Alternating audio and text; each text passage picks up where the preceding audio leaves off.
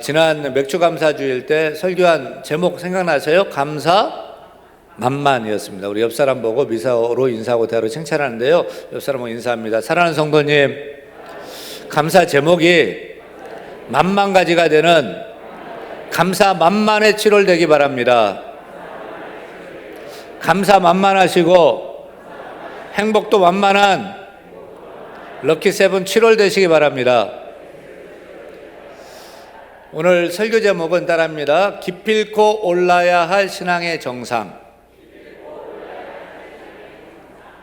여러분도 산을 오르는 등산을 좋아하시는지요? 그런데 우리 신앙생활에도 기필코 올라야 할 정상이 있습니다. 전문 산악인에게는 오르고 싶은 에베레스트라든지 K2라든지 그런 최고봉이 있잖아요. 또 우리들도 설악산 대충도 한번 올라가야지, 한라산 백록담만 한번 올라가야지, 이런 도전을 갖습니다. 그리고 하죠. 그렇다면 우리 예수 믿는 신앙인이 신앙생활하면서 올라가도 되고 안 가도 되는 것이 아니라 반드시 기필코 꼭 올라야 할 신앙의 정상이 있다면 그것은 무엇일까요?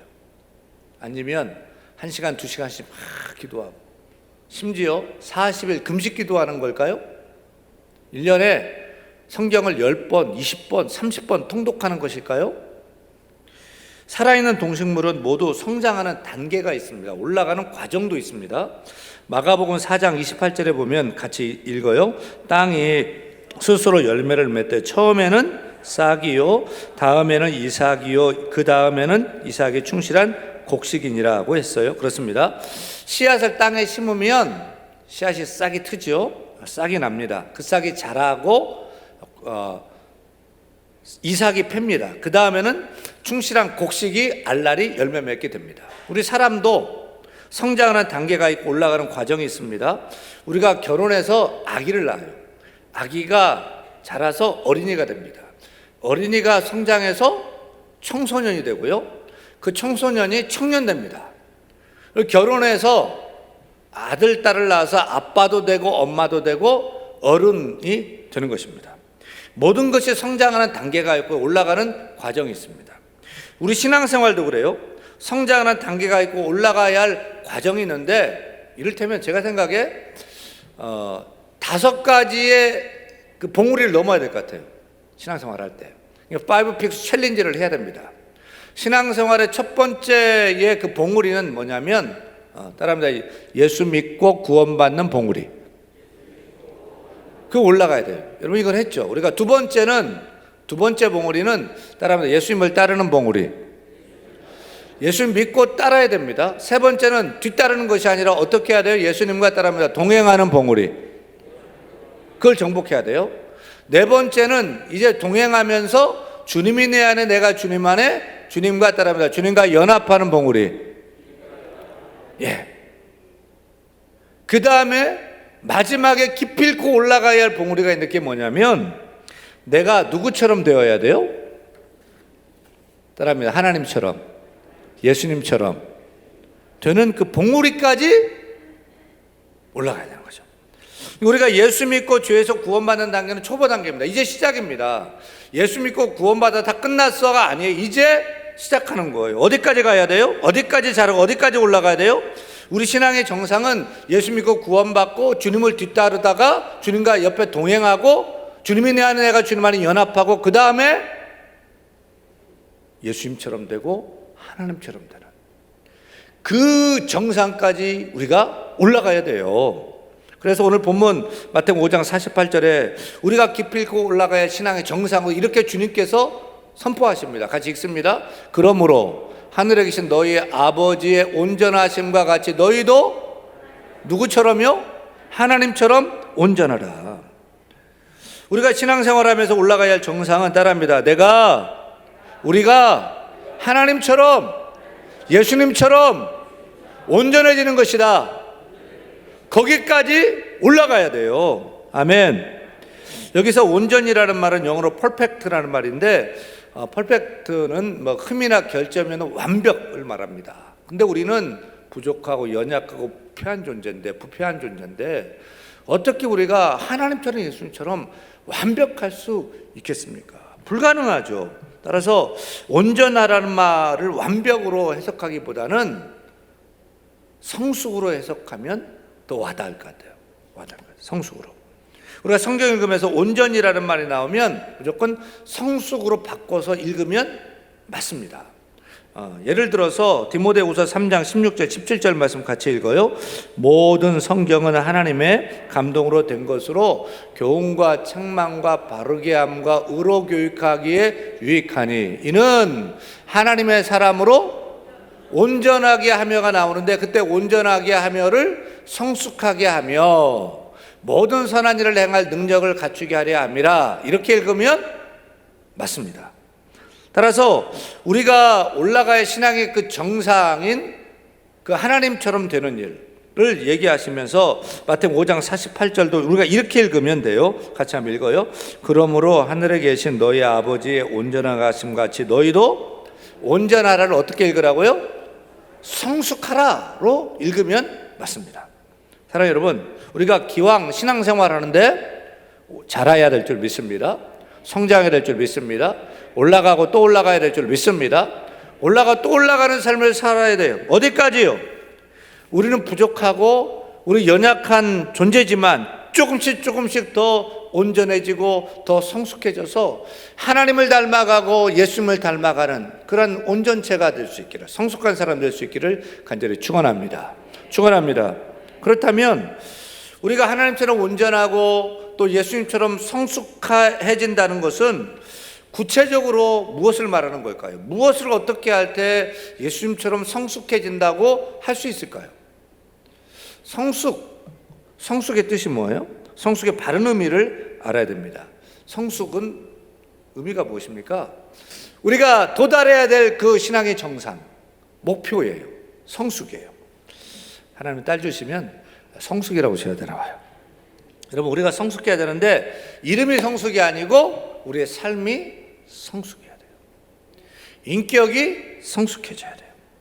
우리는 신앙생활을 할수록 더욱더 성숙해져 가야 합니다. 그렇다면 그 사람이 성숙하다라고 말할 때 그 뜻은 뭐예요? 얼마나 온전하고 성숙한지 어떻게 알 수 있어요? 이렇게 알 수 있어요. 성숙의 반대말을 생각하면 돼요. 성숙의 반대말은 미숙입니다. 미숙이들 너무 시험 들지 마시고요. 미숙이의 미자는 아름다울 미자고, 여기 제가 말하는 미숙은, 성숙의 반대말 미숙은 어린아이처럼 자기밖에 모르는 자기중심적이고 이기적인 것을 미숙하다라고 우리가 얘기합니다. 어찌됐든 미숙하다의 반대말 성숙하다는 말은 무슨 뜻이냐? 성숙한 사람은 따라합니다. 나보다 남을 먼저 생각하고 남을 이해하고 배려하고 사랑하는 사람이다. 사랑하는 여러분, 성숙한 사람 되기를 축원합니다. 나보다 내가 귀한데 나보다 남을 먼저 생각해 보고요. 남을 이해하고 남을 배려하는 사람 되기를 바랍니다. 또 다른 사람을 사랑하는 사람 될 수 있기를 간절히 축원합니다. 한마디로 믿음 좋은 성숙한 사람은 누구냐? 기도 많이 하는 사람이에요? 성경을 많이 읽고 성경을 많이 하는 사람이에요? 봉사를 많이 하는 사람입니까? 교회 생활을 오래 한 사람입니까? 그래서 집사가 되고 권사가 되고 장로가 되고 목사가 되면 성숙한 사람입니까? 신앙적으로 성숙한 사람은 누구예요? 전에는 나밖에 자기밖에 몰랐던 이기적인 사람이 예수 믿고 달라진 거예요. 예수 믿고 변화된 거예요. 자기밖에 몰랐는데 이제는 다른 사람을 이해하고 다른 사람 말을 듣고 경청하고 또 다른 사람을 배려하고 다른 사람을 사랑하는 사람이 성숙한 사람인 줄로 믿습니다. 위로 하나님을 사랑하고 옆으로 가족과 이웃들을 내 몸처럼 사랑하는 사람, 아래로 없고 가난하고 미천하고 아무것도 아닌데 그가 불쌍해 보이고 그가 공일한 마음이 생기고 그를 도와야 되겠다 하는 마음이 생기는 그 사람이 진정 믿음 좋은 사람이고 진정 성숙한 사람임을 깨달아야 할 줄로 믿습니다. 그렇게 되길 원하시면 아멘. 따라서 그 사람이 성숙한 사람이냐 아니냐를 어떻게 알 수 있어요? 보면 알아요. 다른 사람에 대한 배려, 이에 사랑이 있는지 아닌지를 보면 알 수 있어요.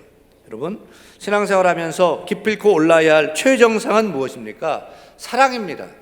신앙생활하는 믿음 정말 중요하죠. 소망 없이 못 살죠. 그런데 믿음, 소망, 사랑 중에 그 중에 제일은 사랑이라고 했습니다. 베드로후서 1장 5절 7절에서도 사도 베드로는 이렇게 말하죠. 같이 읽어요.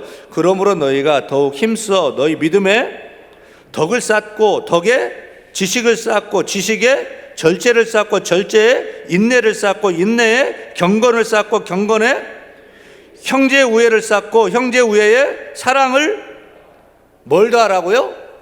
사랑을 더하라. 사랑이 맨 꼭대기예요. 최정점이에요. 최정상이에요.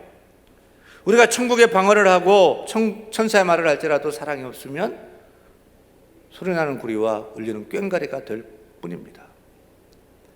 우리가 예언하는 능력이 있어 미래를 다 내다보고 모든 비밀을 알고 모든 지식을 다 알고 산을 옮길 만한 믿음이 있어도 사랑이 없으면 아무것도 아니고요.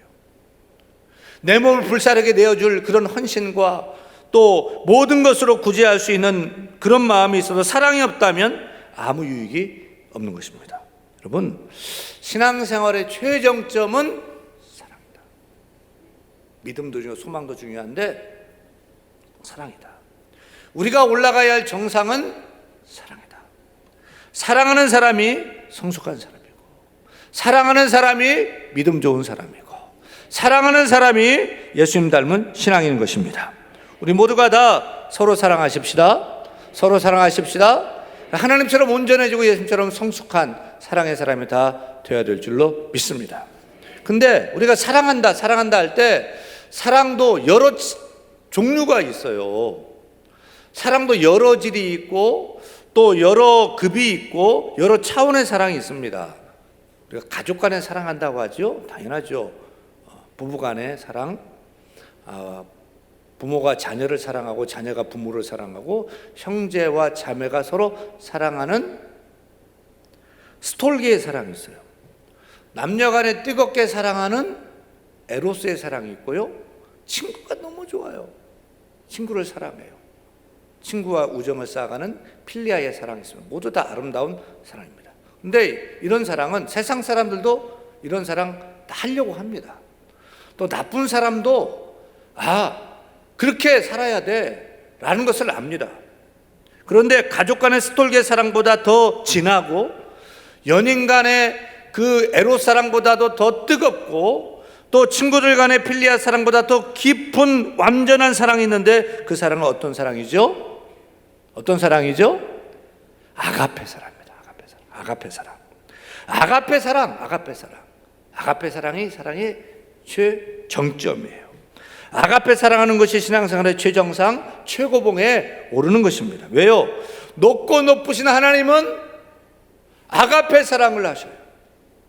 높고 넓고 깊은 우리 예수님의 사랑은 아가페의 사랑이에요. 아가페의 사랑은 조건이 없는 사랑, 무조건적인 사랑입니다. 이유도 따지지 않고 다음 없이 베풀어주는 사랑이 아가페 사랑입니다. 세상은 하나 받으면 하나 주는 기브 앤 테이크 사랑을 합니다. 하지만 아가페 사랑은 받지 않았는데도 먼저 주는 사랑입니다. 하나 주는 것이 아니라 모든 것을 주는 사랑입니다. 아낌없이 주는 사랑입니다. 그래서 하나님은 하나밖에 없는 독생 성자를 우리를 위해 다 내어주신 줄로 믿습니다. 아가페의 사랑입니다. 사랑받을 자격이 없어도 아낌없이 주는 사랑이 아가페의 사랑이에요. 여러분, 이 아가페의 사랑이 하나님의 사랑인 줄 믿으시면 아멘. 우리 예수님이 우리 죄인을 사랑하셔서 생명 다 물과 피를 쏟아 죽으셨던 그 사랑이 아가페의 사랑임을 믿으시면 아멘. 조건 없이 무조건적으로 그냥 사랑해주는 사랑이 아가페 사랑이에요. 우리가 사랑하는데 어디까지 가야 되냐면 아가페 사랑, 하나님처럼 예수님처럼 아가페 사랑까지 올라가야 된다. 그 아가페 사랑의 최고점, 최정점은 뭐죠? 나를 미워하는 사람을 내가 사랑하는 거예요. 나를 싫어해요. 발목 잡아요. 또 소위 말하는 배신. 너무 속상하고 너무 당했어요. 그런데도 사랑하는 사랑까지 가는 것이 아가페 사랑입니다. 한마디로 원수를 사랑하는 것입니다. 원수 사랑이 신앙생활의 최정상이고 최고봉입니다. 원수 사랑할 때 우리가 비로소 하나님을 닮아가고 예수님을 닮은 작은 예수로서 서게 되는 것입니다. 그래서 우리 예수님께서 하나님처럼 온전해지기는 최정상에 오르기 위해서 이렇게 하라고 말씀하시죠. 43절, 44절 같이 읽습니다. 또 내 이웃을 사랑하고 내 원수를 미워하라 하였다는 것을 너희가 들었으나 나는 너희에게 이르노니 너희 원수를 사랑하며 너희를 박해하는 자를 위하여 기도하라. 나는 너희에게 이르노니 너희 원수를 사랑하며 너를 박해하는 자를 위하여 기도하라. 할렐루야. 여러분, 원수 있습니까? 정말 나를 힘들게 하는 사람이요, 괴롭히는 사람이요, 악의적으로 구는 사람이요, 정말 발목 잡는 사람이요, 정말 도움 안 되는 사람이요, 계속 자기 머리채 붙여서 힘들게 하는 사람, 말마다 상처 주는 사람이요, 믿고 싫은 사람 있잖아요. 생각하면 열 뻗어요, 뚜껑 열려요, 화나게 하는 그런 원수 있지 않습니까? 없습니까? 없어요? 여러분 다 천사예요? 저는 있는데 한두 명은 다 있을 거예요. 근데 우리 주님께서 그런 원수까지도 사랑하라. 용서하라가 아니고 사랑하라. 박해하는 자를 위하여 기도하라. 축복하라. 말씀하셔요. 할 수 있겠어요? 어렵지요. 생각만 해도 미운데, 싫은데, 화가 나는데 그를 용서한다고요? 사랑한다고요? 어렵죠. 저도 잘 안 돼요. 싫은 것은 싫고 미운 것은 믿거든요. 그래서 원수를 사랑하기 정말 힘들고 그건 안 되거든요. 다른데 그건 안 돼요. 정말 어렵기 때문에 우리가 꼭 반드시 올라가야 그 정점이, 그 사랑이, 그 예수님의 사랑이, 아가페 사랑이 원수 사랑인 거예요. 우리가 잘 아는 사랑의 원자탄 손양원 목사님 아시죠? 자기 두 아들을 죽인 여순 반란 사건 때 두 아들을 죽인 그 원수를 용서해주고 거기서 멈춘 것이 아니라 자기의 양아들을 삼습니다. 여러분, 이런 원수 사랑을 베푼 손양원 목사님은 천사라 그렇게 할 수 있었을까요? 원래 그렇게 사랑이 많은 분이니까 그렇게 할 수 있었을까요? 손 목사님의 따님이었던 손동희 원사님 우리 교회 오셔서 간증을 하셨는데 잊혀지지 않는 그런 대목이 있어요. 손 목사님이 자신의 두 아들, 큰아들 동신이 동인이 두 아들을 죽인 그 원수를 용서하고 아들로 삼고 자기 집에 데려왔어요. 그리고 같이 살아요. 같은 집에서. 매일 얼굴을 봐요. 같은 상에서 밥을 같이 먹어요.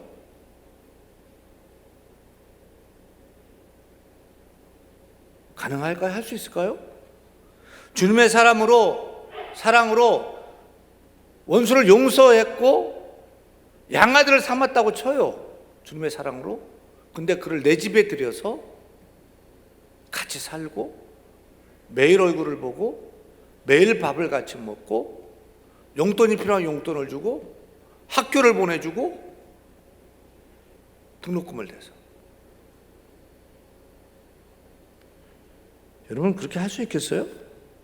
따님은 손 목사님 말씀하시는데 우리가 사랑의 원자탄이라고 하고 예수님의 화신이라고 하는 손양원 목사님은 그의 입에 혀에 혓바늘이 다 돋아서 밥을 드실 수가 없었대요. 아들 죽인 원수를 용서하고 사랑한다고 하긴 했는데 마음은 아직 다 받아들여지지 않은 거예요. 인격은 안 되는 거예요. 그래서 사랑해서 누르고 막 하려고 하는데 미치겠는 거죠. 혓바늘이 닿고 밥을 먹을 수 없고 잠을 잘 수 없고. 그럼에도 불구하고 손 목사님은 자신의 두 아들을 죽인 원수를 따뜻하게 불러 사랑과 함께 살아 키웠어요. 어떻게 해서 손 목사님은 자신의 두 아들을 죽인 원수를 용서하고 그 원수를 양아들을 삼은 줄 아십니까? 다른 것이 아니에요. 원수를 사랑하라. 그 주님의 말씀에 명령에 순종했기 때문이라고 합니다. 당시에 중학교 다녔던 딸이었던 지금의 손동희 권사님이요, 사랑하는 두 오빠를 죽이는 원수를 용서해주고 양아들을 삼겠다는 아버지의 말에 막 울고 불고 막 미친 듯이 소리를 치면서 아버지 옷을 잡고 막 아버지한테 막 덤볐어요. 어떻게 용서해주냐. 그리고 그 막 아들을 삼아서 우리 집에 들여온다고요? 오빠라고 불러라고요? 난 못해요. 아빠는 왜 예수를 믿어 그렇게 유별나게 믿어요? 피눈물 맺히면서 막 외쳤어요. 그때 그 딸을 달래면서 손목사님 이렇게 말씀하셨대요. 동희야, 성경 말씀을 자세히 봐라. 분명히 원수를 사랑하라고 하셨다. 용서만 가지고는 안 돼. 그 학생을 살려주는 것만으로는 부족해. 원수를 사랑하라고 했으니 사랑하기 위해서 내 아들로 삼아야 돼. 두 오빠는 천국 갔는데 오빠 죽인 그 사람은 지옥 갈 것인데 내가 목사인데 어떻게 그가 지옥 가도록 내버려 두겠니? 이 아버지의 뜻을 따라주렴. 이렇게 아버지의 눈물로 딸을 설득해서 딸이 어쩔 수 없이 승복을 했대요. 그리고 그 사형집행 현장에 막 달려가서 사형집행관을 설득해서 그가 감동받아서 그를 빼내주고 집에 데려와서 양아들 상복 같이 살았다는 거죠. 사랑하는 여러분, 지금 우리 주님은 우리에게 내가 원수를 사랑할 수 있느냐 없느냐, 가능하냐는 것을 묻고 있는 것이 아닙니다. 너를 박해하는 자, 힘들게 하는 자를 위해서 기도할 수 있느냐 없느냐, 마음의 준비가 되었느냐 하는 것을 말씀하고 있는 것이 아닙니다. 주님은 지금 우리에게 명령하고 있어요. 내 원수를 사랑하라. 너를 박해하는 자를 위하여 기도하라. 축복하라. 우리 모두가 그 신앙의 정상, 정말 오르기 어려운, 못 오를 것 같은 그 신앙의 정상까지 올라라. 그 명령한 것이에요. 우리 주님의 명령 앞에 순종하시겠습니까? 오늘 예배하는 우리 모든 성도들은 주의 명령에 순종하는 순종의 산에 오를 수 있기를 축원합니다. 나는 믿고 싫고 나는 못하겠는데 용서해야지, 사랑해야지, 마음먹을 때 성령께서 우리에게 그 감당할 힘을 주시고 또 능력도 허락해 줄 줄로 믿습니다. 우리가 순종할 때 성령께서 우리를 박해하고 못 살고 믿게 하는 그 사람을 위해서 기도하고 축복할 수 있는 능력도 허락해 줄 줄로 믿습니다. 우리가 거기까지 올라가야 된다는 것입니다. 여러분, 원수 사랑이 최정상이에요. 거기까지 올라가야 된다는 거죠. 마음이 내키든 안 내키든 순종함으로 우리가 나아가야 됩니다. 먼저 용서하십시다. 그리고 사랑하십시다. 근데 우리는 오늘 주님의 말씀처럼 손 목사님처럼 그 원수까지 사랑할 수 있는 거기까지 올라가야 되는 것이 주님의 뜻이고 주님의 바람이고 거기까지 올라가야 합니다.